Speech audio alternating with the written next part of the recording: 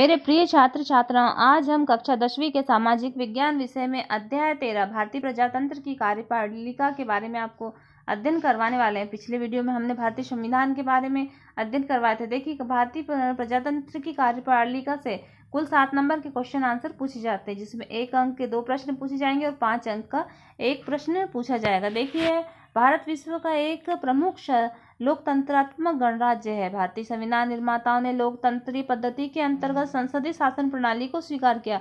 तो भारत में कौन सी शासन प्रणाली है? तो संसदीय शासन प्रणाली।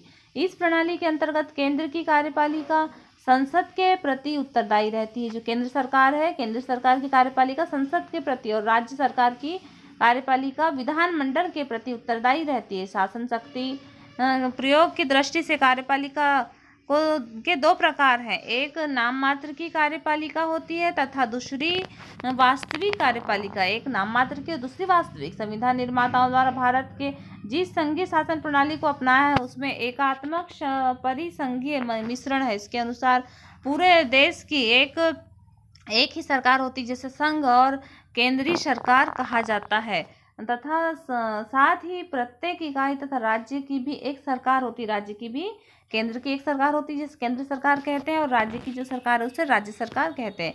केंद्रीय सरकार एवं राज्य सरकार के मध्य शक्ति और कार्य क्षेत्रों का बंटवारा होता है। दोनों के मध्य, केंद्र और राज्य के मध्य, शक्तियां या कार्य क्षेत्र का बंटवारा होता है। स्थानीयता के अंतर्गत हमने अपने देश में लोकतंत्र विकास और जन कल्याण की नीतियों के माध्यम से राष्ट्रीय विकास की प्रक्रिया को अपनाया है। प्रशासन का उद्देश्य भारतीय प्रजाजन को सामाजिक, आर्थिक और राजनैतिक न्याय प्रदान करना है। संविधान द्वारा नागरिकों के विचार, अभिव्यक्ति और धर्म और उपासना की स्वतंत्रता दी गई। तो संविधान के द्वारा नागरिकों को विचार, अभिव्यक्ति और धर्म और उपासना की स्वतंत्रता है। भारतीय प्रजातंत्र व्यवस्था। देखिए कि भारत की प्रजातंत्र व्यवस्था किस प्रकार की है। तो भारतीय प्रजातंत्र व्यवस्था का स्वरूप 3 प्रकार का है। एक तो केंद्रीय सरकार है, एक प्रांतीय सरकार और एक स्थानीय सरकार। हम जानते हैं कि केंद्र सरकार मतलब पूरे देश की एक ही सरकार बनती है, जहां राष्ट्रपति और प्रधानमंत्री और समस्त मंत्री परिषद होते हैं। और प्रांतीय मतलब कि एक प्रदेश, जैसे हमारा मध्य प्रदेश है तो मध्य प्रदेश की एक सरकार बनेगी, जहां पर मुख्यमंत्री, राज्यपाल और पूरे मंत्री परिषद होंगे। और स्थानीय सरकार मतलब कि हम जहाँ जिस स्थान पर रह रहे हैं वहाँ के लिए तो ग्राम पंचायत, तो नगर पालिका, नगर निगम, इस प्रकार की जो स्थानीय विशेष के लिए जो कार्यपालिका होती है वो स्थानीय सरकार के अंतर्गत आता है। केंद्रीय शासन के अंतर्गत राष्ट्रपति, प्रधानमंत्री और मंत्री परिषद और भारतीय संसद और सर्वोच्च न्यायालय आदि आते हैं। प्रांतीय शासन के अंतर्गत राज्यपाल, मुख्यमंत्री, मंत्री परिषद, विधानमंडल, उच्च न्यायालय आते हैं।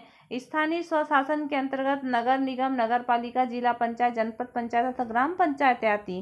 प्रशासन की दृष्टि से संपूर्ण देश को प्रदेशों, संभागों, जिलों, तहसीलों तथा ग्राम इकाइयों में बांटा गया है। इस तरह प्रशासन उच्चतम से निचले स्तर तक परस्पर जुड़े होते हैं। लोकतंत्री पद्धति को अधिक उपयोगी और व्यवहारिक बनाने के लिए सत्ता को स्थानीय और आंचलिक स्तर पर जोड़ा जाता है। इस हेतु स्थानीय प्रशासन की व्यवस्था होती है।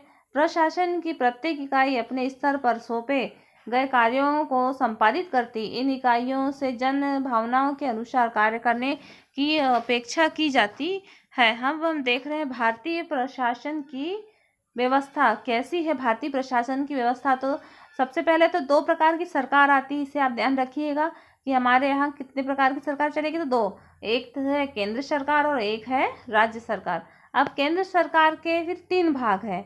केंद्र सरकार के संचालन के लिए 3 भाग कौन कौन से हैं? तो व्यवस्थापिका, कार्यपालिका और न्यायपालिका।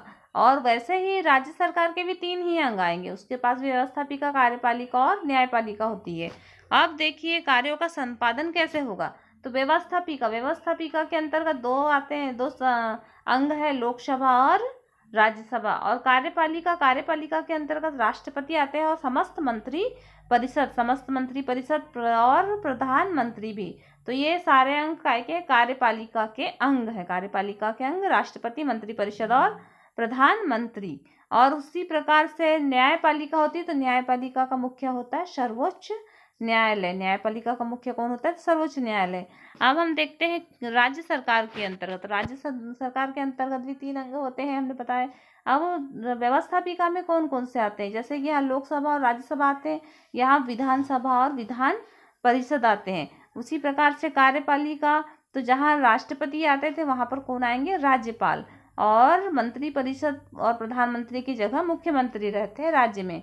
और यहाँ पर देखिए न्यायपालिका, उच्च न्यायालय और जिला न्यायालय, इस प्रकार से केंद्र और राज्य दोनों की अलग अलग दोनों का बंटवारा हुआ है।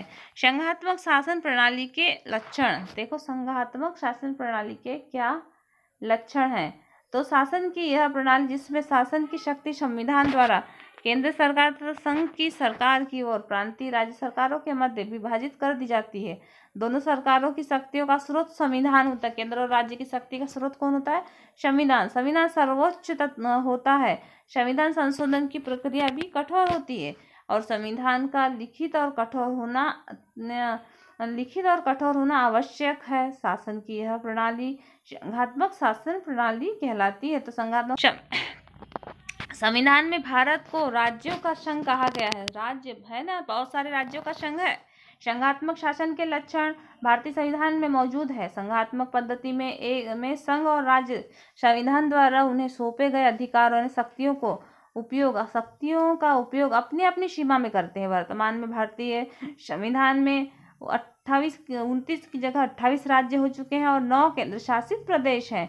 भारतीय शासन प्रणाली में संघात्मक शासन प्रणाली के लक्षण देखिए, क्या क्या विशेषताएं हैं ये देखिए। तो दोहरी सरकार मतलब केंद्र और राज्य की सरकारें होती है। भारत में संघ और राज्य दोनों में अलग अलग सरकारें होती है। संघीय कार्यपालिका में राष्ट्रपति और प्रधानमंत्री के नेतृत्व में मंत्री परिषद और जनप्रतिनिधियों की व्यवस्थापिका है। इसी प्रकार राज्यों में भी कार्यपालिका और व्यवस्थापिका है। इसमें राज्यपाल, मुख्यमंत्री के नेतृत्व में मंत्री परिषद और जनप्रतिनिधियों का विधानसभा होती है। यह व्यवस्था दोहरे शासन प्रणाली को कहते हैं, मतलब केंद्र में भी एक सरकार होना और राज्य में भी एक सरकार होना। जब केंद्र की सरकार रहेगी तो केंद्र की सरकार में मुख्य कौन रहेंगे, प्रधानमंत्री और समस्त मंत्री परिषद और राष्ट्रपति। और राज्य की जो विधानसभा दोहरी सरकार है उसमें राज्यपाल, मुख्यमंत्री और समस्त मंत्री परिषद। फिर आते हैं शक्तियों का विभाजन यानी कार्यों का विभाजन। संविधान में संघ और राज्यों के मध्य शक्तियों का विभाजन स्पष्ट विभाजन किया गया है। इसके अनुसार संघ और राज्य सरकारें उनको सौंपे गए विषय पर कानून बनाती है एवं प्रशासन करती है। और संविधान में शक्तियों का विभाजन इस प्रकार किया गया है। संविधान में शक्तियों का विभाजन किस प्रकार से किया गया है तो देखिए, यह है संघ सूची में कितने विषय हैं तो 97 विषय है। राज्य सूची में 62 विषय हैं और समवर्ती सूची में 47 विषय हैं। किंतु 42वें संविधान संशोधन के द्वारा राज्य सूची के 4 विषय को और कम कर दिया गया। तो देखिए संघ सूची में राष्ट्रीय महत्व के 97 विषय संघ सूची में है। इनमें प्रतिरक्षा, विशेष संबंध, विदेशी संबंध, सेना, वित्त और संचार और रेलवे आदि। और राज्य सूची क्षेत्रीय महत्व के 62 विषय राज्य सूची में है। इस विषय में न्याय, पुलिस और शिक्षा, कृषि, समाज कल्याण आदि आते हैं। और समवर्ती सूची में 47 विषय रखे गए थे जिन्हें किंतु 42वें संविधान संशोधन के तहत राज्य सूची में 62 विषय कर दिए गए। विवाह विच्छेद, न्यायाधीश और न्यायसी, वन्य जीव जंतुओं और पक्षियों का संरक्षण, सामाजिक सुरक्षा और सामाजिक बीमा और श्रमिक कल्याण आदि विषय सम्मिलित हैं। समवर्ती सूची पर केंद्र सरकार एवं राज्य दोनों की सरकार कानून बनाती है, किंतु यदि किसी विषय पर संघ ने कानून बना दिया तो संघ का प्रभाव प्रभावशील होता है। अब आता है अवशिष्ट शक्ति। इन तीनों शक्तियों में वर्णित विषयों के अतिरिक्त यदि कोई विषय बचता है तो उसे समस्त विषयों की समस्त विषय संघ सरकार के पास रहेंगे। फिर आता है संविधान में का लिखित स्वरूप और उसकी सर्वोच्चता। संघात्मक शासन प्रणाली में संविधान का स्वरूप लिपिबद्ध होना आवश्यक है। संविधान देश का आधारभूत एवं सर्वोच्च कानून होता है। इस प्रणाली में संघीय एवं प्रांतीय सरकारें सरकार संविधान की व्यवस्था का पालन करती है और संविधान की सर्वोच्चता को बनाए रखने के लिए संविधान में संशोधन की प्रक्रिया को कठोर रखती है। न्यायपालिका की सर्वोच्चता। संघात्मक शासन में न्यायपालिका की स्वतंत्रता एवं सर्वोच्चता आवश्यक है। भारतीय सर्वोच्च न्यायालय संविधान का रक्षक है और संविधान के प्रतिकूल बनाए गए कानूनों एवं लिए गए निर्णयों का सर्वोच्च न्यायालय अवैध घोषित कर सकती है। सर्वोच्च न्यायालय की स्वतंत्रता बनाए रखने के लिए आवश्यक प्रावधान संविधान में किया जाता है। अब आता है द्विसदनात्मक कार्यपालिका। संघात्मक शासन व्यवस्था के अनुरूप भारतीय व्यवस्थापिका मतलब संसद। भारतीय व्यवस्थापिका के दो रूप हैं। प्रथम सदन लोकसभा और द्वितीय सदन राज्यसभा। राज्य सरकारों का प्रतिनिधि करती, इसमें केंद्र के प्रतिनिधि प्रत्यक्ष रूप से निर्वाचित होते। इस प्रकार आज हमने इस वीडियो में संघात्मक शासन प्रणाली के लक्षणों के बारे में अध्ययन किया है। अब हम नेक्स्ट वीडियो में आपको सरकार के प्रमुख अंग और प्रशासनिक शक्तियों का विभाजन बताएंगे, इसलिए आप लगातार वीडियो